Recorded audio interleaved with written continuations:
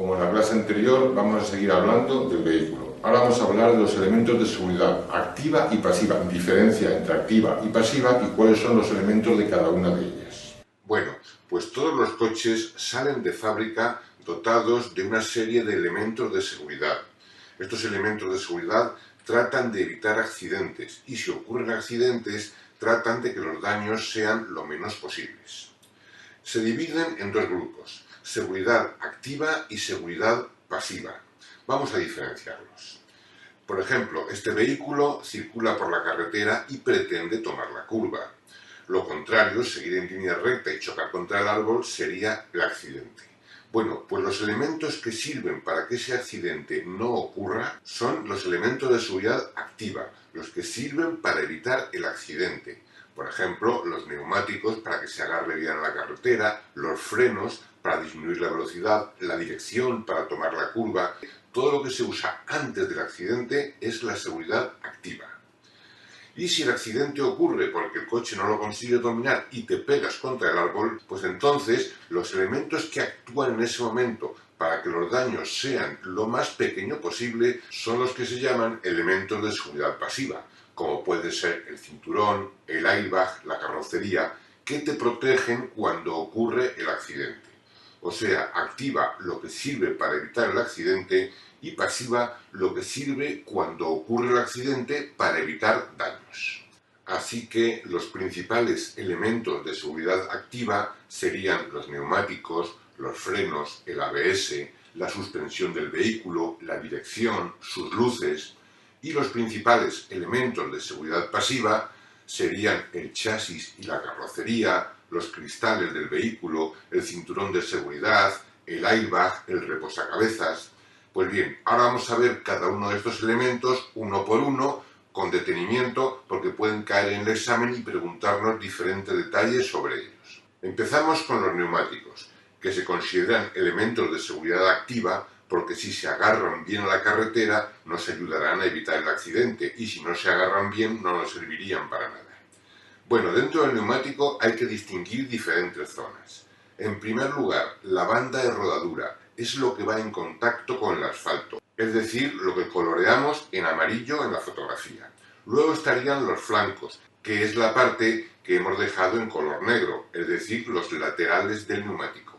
Y luego estaría la llanta, que es la parte metálica que soporta el neumático y lo tiene sujeto al vehículo.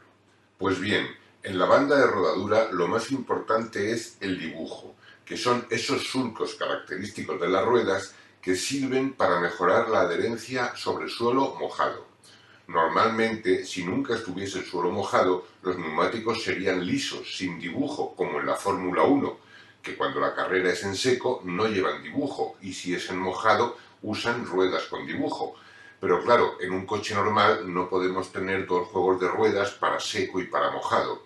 Entonces tenemos unos neumáticos que tienen un poco de dibujo de forma que nos sirven tanto para seco como para mojado.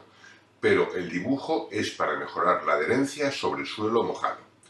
¿Cómo lo hacen? Bueno, pues según pisamos el agua con la rueda, el agua se mete en los surcos.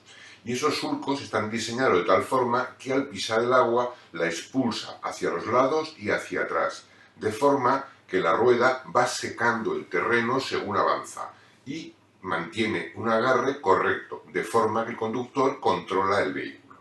Claro, a medida que el neumático se va desgastando por su uso, estos surcos son cada vez menos profundos y llega un momento en que el dibujo es tan poco profundo, tiene tan poca capacidad que no puede con todo el agua que va encontrando.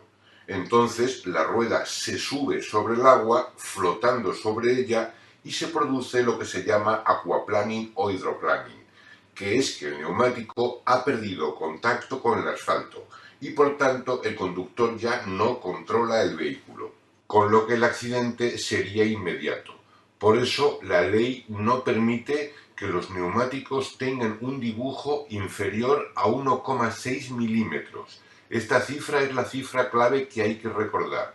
Todo neumático, cuando su profundidad llega a 1,6 milímetros, hay que desecharlo y poner un neumático nuevo. Así que, resumiendo, El dibujo o ranuras de la banda de rodadura sirve para evacuar el agua de la calzada y su profundidad será como mínimo 1,6 milímetros. Bueno, ahora vamos a ver los flancos del neumático. En los flancos del neumático hay una serie de inscripciones que nos indican las características de ese neumático, como son las dimensiones, su estructura, si es radial o diagonal, su diámetro interior, el índice de carga, el código de velocidad, su fecha de fabricación y si es de tipo con cámara o sin cámara. Lo que más nos interesa en principio es el código de velocidad. Y es que existen neumáticos de más o de menos calidad. Y claro, un Ferrari que está capacitado para alcanzar altas velocidades no puede llevar un neumático de baja calidad porque explotaría. Tiene que llevar un neumático bueno, de un código de velocidad alto. Mientras que un Opel Corsa nunca va a alcanzar grandes velocidades y puede llevar un código de velocidad más pequeño. Por eso, cada coche viene de fábrica dotado de unos neumáticos adecuados y podemos cambiar los neumáticos por unos neumáticos iguales o de más código de velocidad, nunca de un código de velocidad inferior, porque podrían explotar al alcanzar altas velocidades. Así que para el examen está permitido cambiar los neumáticos por otros de un código de velocidad igual o superior, nunca inferior. Otro dato importante es la fecha de fabricación del neumático, porque el caucho que lo compone es un material que se deteriora con el tiempo y tiene caducidad. De hecho, no se deben aguantar los neumáticos más de 5 años. Aunque estén en perfecto estado y no se hayan usado, a los 5 años de su fecha de fabricación hay que desechar los neumáticos y poner neumáticos nuevos. Y otra cosa más, aunque esta es menos importante, esa inscripción que pone tubeless significa sin cámara. Realmente hoy en día se puede decir que todos los neumáticos son sin cámara, porque se ha demostrado que son mucho más seguros que los neumáticos con cámara. Pero bueno, que os suene esa palabra para el examen, tubeless significa sin cámara. Y un dato más que debéis recordar para el examen.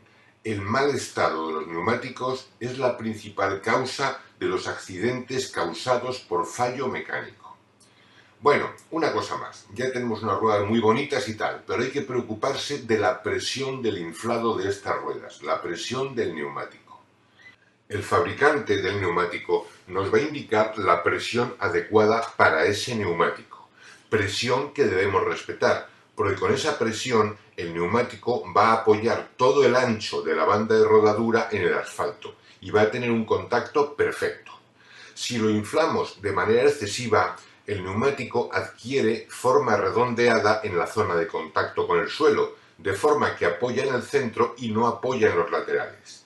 Consecuencias, principalmente 3. La primera, tiene menos adherencia porque tiene menos contacto con el suelo. Esto es peligroso, el neumático puede patinar. Segunda consecuencia, el desgaste. El desgaste va a ser en el centro de la banda de rodadura muy acusado, mientras que en los laterales no se va a desgastar apenas.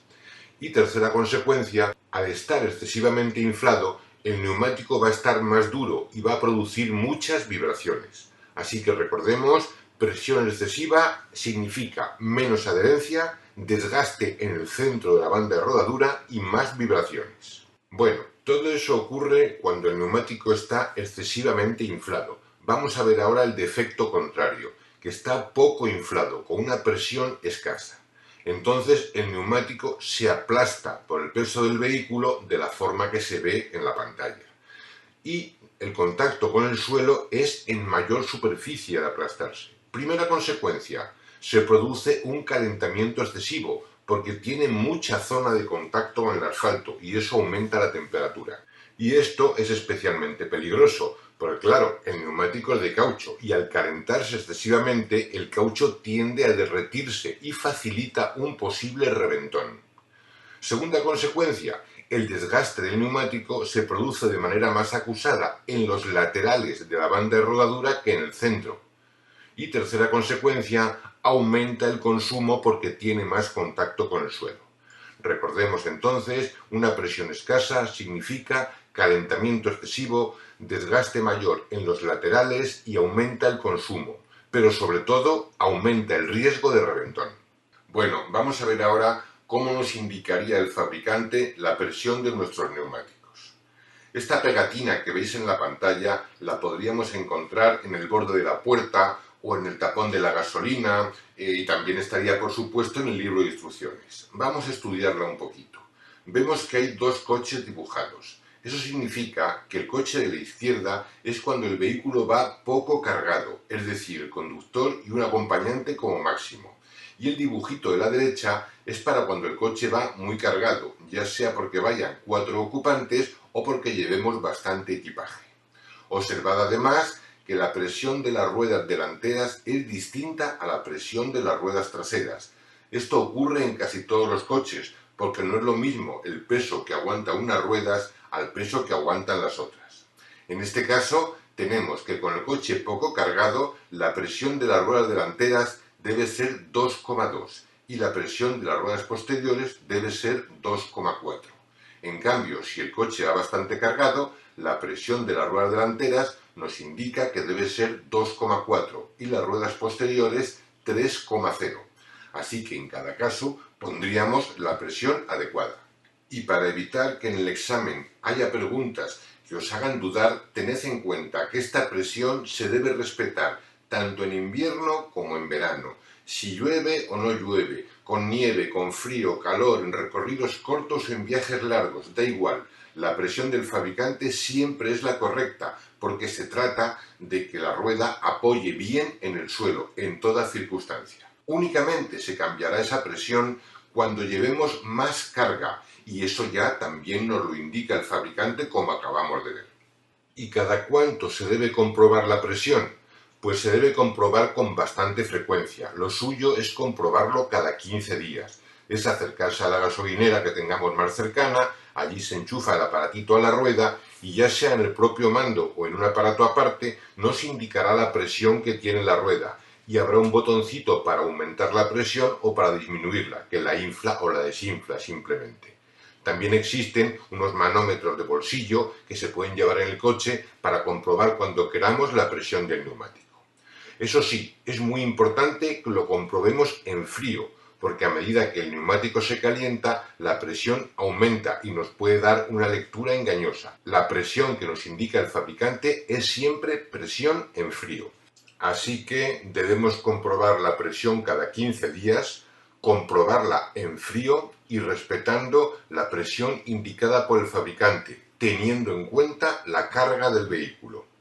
Y luego hay otro problema. Como hemos dicho, la presión de las ruedas delanteras suele ser diferente a la presión de las ruedas traseras. ¿Cómo ponemos la de repuesto? Bueno, pues la rueda de repuesto, si es igual a las otras que lleva el vehículo, debe ir con la presión más alta de las dos. Y si fuese una rueda de uso temporal que lleva una presión completamente distinta, habrá que seguir las instrucciones del fabricante. Y ahora otra pregunta sobre las ruedas. A veces, al llegar a determinada velocidad, vibra el volante. Si vamos más deprisa, no. Y si vamos más despacio, tampoco. Pero a cierta velocidad, sobre los 90 por hora más o menos, el volante vibra claramente. ¿A qué es debido? Bueno, las ruedas son redondas y se supone que cada punto debe pesar exactamente lo mismo que su diametralmente opuesto. Pero es muy difícil, porque al fin y al cabo son piezas metálicas o de caucho, la válvula, etc. Y es normal que un lado de la rueda pese más que el otro lado. Esto normalmente no se percibe en la marcha, pero a cierta velocidad se produce un movimiento ovalado que es lo que produce la vibración en el volante. ¿Cómo se soluciona? Pues equilibrando la rueda. ¿Y eso qué es? Pues hay que meter la rueda en una máquina que determina qué punto pesa más y nos indica también cuánto pesa más, 3, 4, 5 gramos. Y en el punto opuesto se coloca un peso de plomo de a lo mejor 3 o 4 o 5 gramos para equilibrar el peso. Una vez que está equilibrada, la rueda ya gira de una forma uniforme y no produce vibraciones en el volante. Eso sí, un bordillazo o lo que sea que nos haga que ese plomito se despegue, tiene como consecuencia que la rueda está otra vez desequilibrada y vibrará el volante de nuevo. Bueno, pues no tiene mayor importancia. Se va cuanto antes al taller a equilibrar la rueda y asunto concluido. Recordad, vibraciones en la dirección puede significar que la rueda está desequilibrada. Y aquí terminamos esta videoclase. En la próxima seguiremos con el tema de las ruedas y veremos también el tema de los frenos.